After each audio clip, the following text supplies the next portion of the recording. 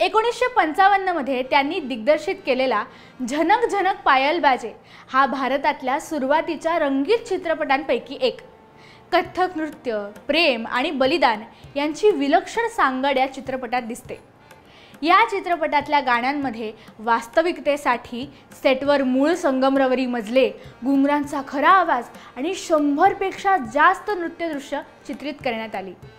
असं सांगितलं जातं की शांतारामजी स्वतः दररोज नृत्य दिग्दर्शकांसोबत रिहर्सलमध्ये सामील व्हायचे।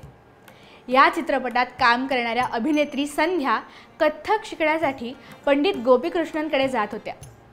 एकदा शूटिंग दरम्यान त्या खूप थकल्या होत्या, तेव्हा शांतारामजींनी त्यांना डोळ्यात डोळे घालून सांगितलं, तू फक्त कलाकार नाहीस, तू माझ्या चित्रपटाचा आत्मा आहेस। झनक झनक चित्रपटातलं एक गाणं शांतारामजींनी वाद्यवृंदासोबत तब्बल 27 वेळा ध्वनिमुद्रित केलं, कारण त्यांना हव्या तशा घुंगरांच्या आवाजांचं अंतर त्यांना मिळेना।